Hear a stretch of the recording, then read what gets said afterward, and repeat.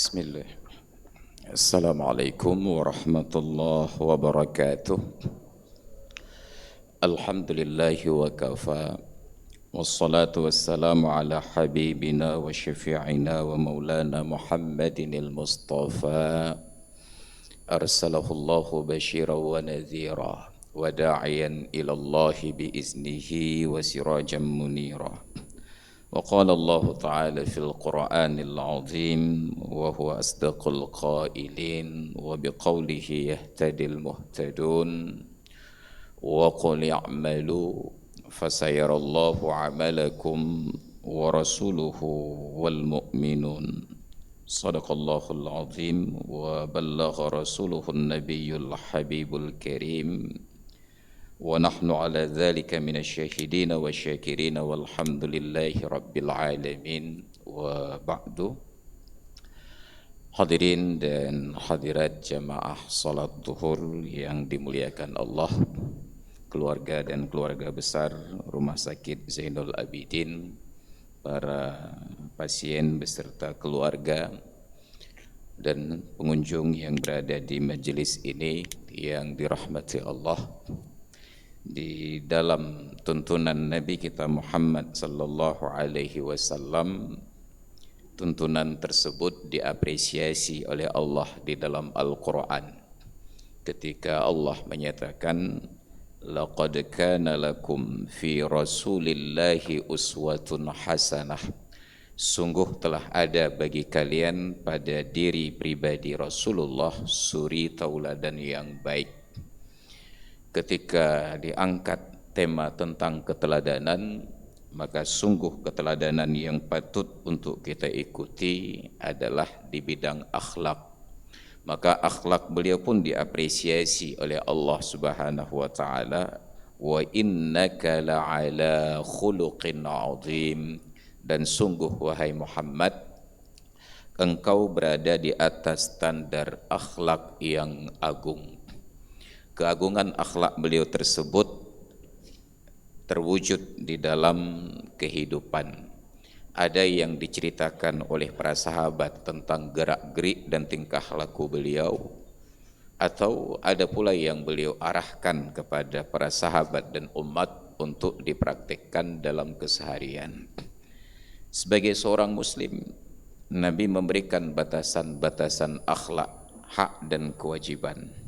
Dalam sebuah hadis riwayat dari Abu Hurairah Ad-Dusi radhiyallahu anhu, Rasulullah sallallahu alaihi wasallam bersabda, haqqul muslim 'alal muslim sittun, hak seorang muslim terhadap muslim yang lainnya ada 6 perkara. Kalau sudah menjadi hak bagi orang lain, tentu menjadi kewajiban untuk pihak yang satunya. Apa saja hak dan kewajiban tersebut?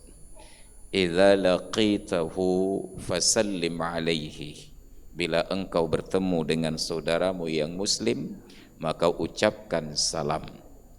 Seorang muslim bertemu dengan seorang muslim, ada kewajiban untuk memberi salam pada kedua-duanya. Luar biasanya, yang terbaik di antara keduanya adalah yang memulai ucapan salam. Dalam riwayat, setelah Nabi mengucapkan hadis bahwa 2 orang muslim yang bertemu, yang paling baik di antara keduanya adalah yang memulai salam, terjadilah peristiwa di antara Sayyidina Umar bin Khattab radhiyallahu anhu dengan Ali bin Abi Thalib radhiyallahu anhu wa ardhah. Umar mengeluh kepada Rasulullah, "Ya Rasulullah, saya tidak tahu ada persoalan apa antara Ali, Abul Hasan kunyah beliau, dengan saya." Ditanya oleh Nabi, "Kenapa wahai Aba Hafsin?" Panggilan Sayyidina Umar. "Begini ya Rasulullah, setiap kali kami berpapasan, tidak pernah Ali itu memulai ucapan salam, padahal dia lebih muda dan saya lebih tua." Nabi yang sangat mengenal karakter sahabat-sahabat dan anak didik beliau tersenyum. Katanya, "Wahai Umar, daripada kita terus berburuk sangka, kenapa tidak kita konfirmasi kepada yang punya badan?" Tidak berselang lama, Ali pun hadir. Ditanyalah oleh Nabi, "Wahai Ali, kenapa setiap kali bertemu dengan Umar engkau tidak pernah memulai ucapan salam? Ali dengan tenang sambil tersenyum beliau menjawab, ya Rasulullah, saya pernah mendengar engkau bersabda bahwa dua orang muslim ketika bertemu, yang paling baik di antara keduanya adalah yang memulai ucapan salam. Maka setiap kali saya bertemu dengan Umar, saya malu untuk menjadi orang yang lebih baik daripadanya. Maka saya tunggu Sayyidina Umar yang memberi salam lebih dahulu. Saat itu ternyuhlah hati Sayyidina Umar. Bayangkan seorang sahabat yang peduli sampai pada hal-hal yang sedetil itu, tidak ingin menjadi lebih baik daripada Sayyidina Umar. Dia berikan kesempatan Umar untuk mengucapkan salam lebih dahulu. Praktek seperti ini tidak terkecuali akan kita alami. Karena faktor tertentu, boleh jadi ilmu kita lebih tinggi, pangkat kita lebih tinggi, harta kekayaan dan kedudukan kita lebih tinggi. Lalu kita berharap untuk orang lain yang bertemu yang memulai ucapan salam. Padahal kebaikan seperti ini harusnya menjadi sebuah perebutan. Wa fi dzalika falyatanafasil mutanafisun. Untuk hal-hal yang demikianlah kita berebut kesempatan. Tapi justru yang kita perebutkan adalah hitamid dunia, kekayaan dunia, pangkat dan jabatan, bukan kemuliaan di sisi Allah Subhanahu wa taala. Hanya Allah dan Rasulnya tidak mengizinkan umat Islam untuk memulai ucapan salam kepada non-muslim. Tetapi bila orang non-muslim mengucapkan salam, Rasulullah tetap mewajibkan umat Islam untuk membalas ucapan mereka. Dulunya ketika para sahabat tinggal di Madinah itu ada komunitas Yahudi dan orang-orang Yahudi lah. Ada Bani Nadir, Bani Quraidah dan Bani Qainuqa. Mereka mengucapkan salam. Para sahabat ini bingung. Bertemulah mereka dengan Nabi dan bertanya, ya Rasulullah, sahabat-sahabat kami dari Ahlul Kitab ini juga mengucapkan salam. Bagaimana sikap kami? Kata Nabi, idza sallama alaikum ahlul kitab faqulu wa alaikum. Kalau ada orang ahlul kitab yang mengucapkan salam kepada kalian, balaslah dengan ucapan wa alaikum. Bayangkan keteladanan Rasulullah, sudah beda akidah, beda keyakinan, mereka Yahudi dan Nasrani mengucapkan salam tetap wajib dibalas. Tapi di negeri kita di Aceh sekarang ini ada orang-orang Islam komunitas tertentu yang bahkan orang Islam mengucapkan salam tidak dibalas hanya karena dianggap ahlul bid'ah saja. Nauzubillah, summa nauzubillah. Ini keburukan dakwah kita. Merasa diri seolah-olah surga sudah kita booking sehingga yang ahlul bid'ah itu semuanya masuk neraka. Seolah-olah orang yang ingin masuk surga harus beragen lewat kita menjadi makelar-makelar surga. Nauzubillah. Kita diajarkan akhlak yang tinggi oleh Nabi. Jangankan sesama Islam beda mazhab, beda pemahaman, bahkan di luar Islam berbeda agama, tetap harus menunjukkan keteladanan. Ini akhlak. Yang kedua kata Rasulullah, idza da'aka fa'ajibhu. Bila dia mengundangmu, maka penuhi undangannya. Kata para ulama, berlaku sebenarnya untuk segala bentuk undangan, tidak terkecuali seundangan sederhana sebatas diajak ngopi, pertemuan-pertemuan kecil. Walaupun jumhur ulama sepakat untuk maknanya itu kepada walimatul urus, kenduri perkawinan. Undangan kenduri perkawinan adalah undangan yang disepakati oleh para ulama wajib untuk dihadiri kecuali apabila pada prosesi kendurinya itu terdapat hal-hal pelanggaran syariat yang tidak akan terhenti oleh kehadiran kita. Dan semakin hari prosesi pernikahan dan walimatul urus semakin menyimpang dari syariat, bahkan semakin menyimpang dari adat. Saya tidak tahu kenapa tiba-tiba pada acara-acara perkawinan itu rata-rata event organizernya menghadirkan MC, protokol pembawa acara yang bencong-bencong begitu. Keluarga darah baru makin lehe, pembawa acara makin bangga. Nauzubillah, bertentangan dengan syariat, bahkan bertentangan dengan adat. Kalau terjadi perkara yang demikian, maka kewajiban hadir tersebut gugur. Bahkan kadang-kadang menjadi makruh dan haram hadir bila kehadiran kita dianggap setuju atas kemaksiatan yang sedang berlangsung. Jadi kalau kita buat acara kenduri dan mengundang guru-guru kita yang alim, sesuaikanlah undangan, kecuali hanya sebatas formalitas saja. Abu, saya buat kenduri pernikahan anak di hari bulan, saya sampaikan undangan, tapi sebaiknya Abu jangan hadir karena acaranya enggak sesuai. Maka mula-ula dah Abu ni. Yang ketiga, idza stansahaka fansahu, bila dia minta nasihat kepadamu, maka nasihati dia. Nasihat bahagian yang wajib disampaikan. Wa tawassaw bil haqqi wa tawassaw bis sabri, sesuai dengan bidang dan kapasitas. Yang punya ilmu agama, berikan saran-saran agama. Yang paham di bidang ilmu kesehatan, berikan saran-saran kesehatan. Yang paham tentang ilmu sosial, berikan saran-sarannya. Yang paham ilmu ekonomi, berikan sarannya. Tetapi kita khawatir ada persaingan-persaingan. Karena saya mungkin bisnisnya, usahanya jualan pisang goreng. Pisang goreng saya enak dan banyak pelanggannya. Ketika ada orang lain ingin belajar, saya rahasiakan ilmunya. Kita khawatir seolah-olah rezeki kita bisa dicuri oleh orang lain. Pekerjaan kita bisa ditiru, produk kita bisa ditiru, tetapi rezeki kita tidak akan bisa ditiru oleh orang lain. Maka hari ini betapa banyak ilmu yang hilang karena dibawa mati oleh pemilik ilmu tersebut. Takut menjadi persaingan di bidang usahanya. Padahal rezeki masing-masing sudah ditentukan oleh Allah. Ma kataballahu laka lam yakun liyukhti'aka. Rezeki yang sudah Allah tuliskan hak dirimu tidak akan mungkin salah masuk ke rekening orang lain. Wa ma kataballahu li ghairika lam yakun liyusibak. Dan yang sudah dicatat oleh Allah sebagai rezeki orang lain tidak akan mungkin salah masuk ke rekeningmu. Tapi pernah ada catatan salah. Dulu ada uang orang lain salah masuk rekening ke rekening orang lain di Bank Mandiri. Tapi terpaksa harus dikembalikan karena memang rezeki orang lain. Tidak bisa kita ambil sembarangan, mentang-mentang masuk rekening kita. Akan dikejar, akan dicari orangnya. Ini rezeki, dijamin oleh Allah Subhanahu wa taala. Idza stansahaka fansahu, berikan nasihat. Kami di bidang agama tidak boleh ketika ada jemaah yang bertanya, Pak Ustaz, saya mau tanya tentang ibadat ini bagaimana? Oh, kalau mau tanya itu buat pengajian dulu, undang saya, nanti sediakan amplop. Enggak bisa begitu. Kapanpun ditanyakan harus siap untuk menjawab. Ilmu bukan untuk diperjualbelikan. Dokter-dokter yang bergerak di bidang medis, ya, Pak Dokter ini kebetulan ketemu, saya mau tanya ada sakit ini bagaimana? Oh, datang ke tempat praktek saya. Itu orang yang sedang menjual ilmu. Kapanpun dimintakan nasihat, bersedia untuk memberikan saran tersebut. Oh, kalau begini terus nanti enggak masuk rezeki. Rezeki dijamin oleh Allah Ta'ala dan digaransi. Tidak akan ada yang tertukar dan berganti.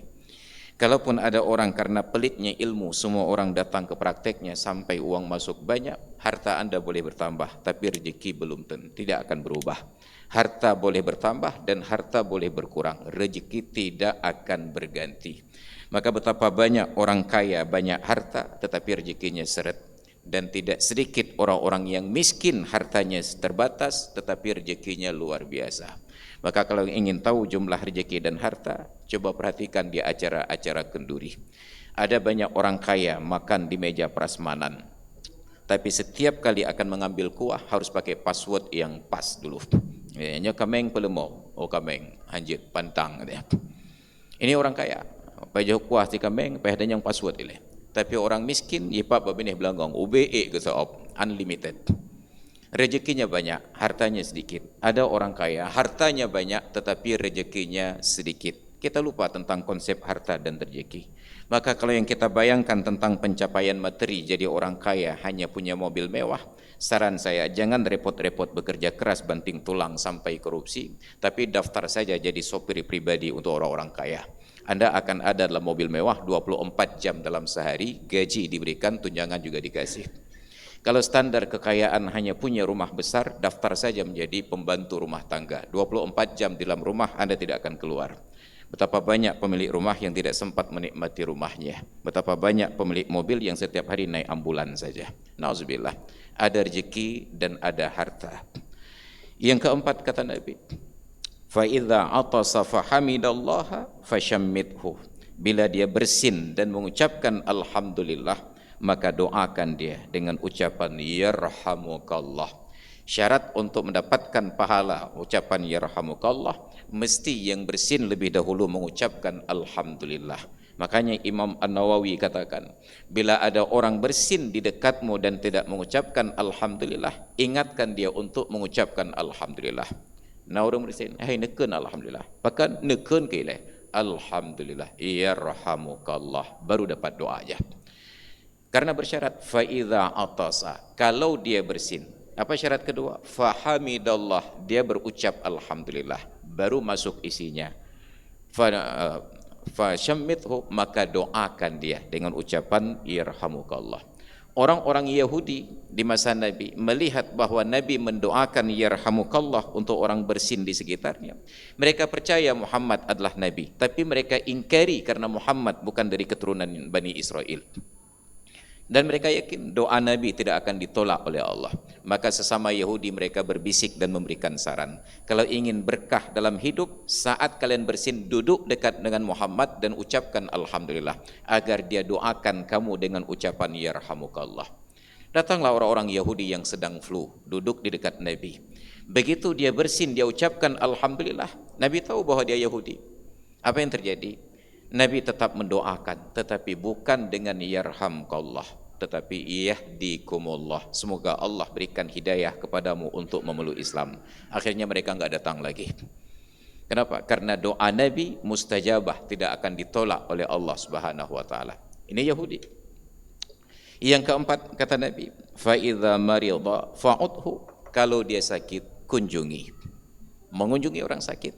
Dan luar biasanya, kata para sahabat, Nabi bila mengetahui ada sahabat yang sakit, beliau tidak akan kunjungi orang sakit ini kecuali setelah berlalu 3 hari. Baru ada pemahaman bahwa orang sakit di awal-awal sakit perlu istirahat yang cukup, tidak terganggu oleh orang yang berkunjung. Setelah 3 hari tidak sembuh, baru dikunjungi untuk memberikan motivasi. Sedangkan kita mengamalkan lebih ekstra lagi. Orang sakit kita datang ke rumah, ternyata sudah dibawa ke rumah sakit. Yang sakit belum sampai, kita sudah menanti. Bahkan di ruang IGD dia enggak sempat istirahat. Padahal ada aturan, berikan ruang kepada orang sakit untuk beristirahat dulu. Setelah 3 hari tidak sembuh, perlu dukungan moral orang-orang yang datang mendoakan dan memberikan motivasi. Ini adab. Dan Nabi menurut para sahabat tidak akan mengunjungi dan menjenguk orang yang sakit mata. Konon katanya sakit mata itu menular. Wallahu a'lam bagaimana hakikatnya. Dan di dalam hadis qudsi Allah Ta'ala menyatakan, ya bena Adam maridtu falam ta'udni, wahai anak Adam, aku sakit tapi kalian tidak menjengukku. Ibnu Adam ini menjawab, wa kaifa na'uduka wa anta rabbul izzah, wahai Tuhan kami, bagaimana kami menjengukmu sedangkan engkau Tuhan yang maha perkasa. Apa kata Allah? Marida abdi fulan, telah sakit hambaku si fulan, falam ta'udhu, tapi engkau tidak jenguk dia. Jikalau engkau jenguk dia, lawajadtani indah, sungguh engkau akan dapati aku ada di sampingnya. Maka kalaulah memahami hadis dan ayat secara tekstual, sungguh kita harus katakan sebenarnya Allah Ta'ala main-main di rumah sakit di samping ranjang perawatan. Tapi pemaknaan tentang ilmu tauhid tidak seharfiah itu. Makanya kita sedih juga kita ribut tentang Tuhan itu di mana, di langit, di bumi, di kakus ataupun di rumah sakit. Kita tidak disuruh untuk mencari keberadaan Tuhan di mana. Kita diperintahkan untuk beribadah kepada Allah. Wa'bud rabbaka hatta ya'tiyakal yaqin. Beribadahlah kepada Tuhanmu sampai kematian datang kepadamu. Tapi kita tidak sempat beribadah, sibuk berdebat di mana Tuhan, di langit, di bumi dan di mana saja. Wallahu a'lam. Yang penting kita yakin Allah Ta'ala itu ada dan wajib untuk beribadah. Tidak wajib mencari tahu Tuhan itu di mana. Jangan berdebat untuk hal-hal yang tidak pernah ada kesimpulannya. Dan yang terakhir kata Nabi, fa idza mata fattabi'hu, bila dia meninggal dunia maka iringi jenazahnya dan itu dipraktekkan dengan luar biasa oleh orang-orang di Arab sana.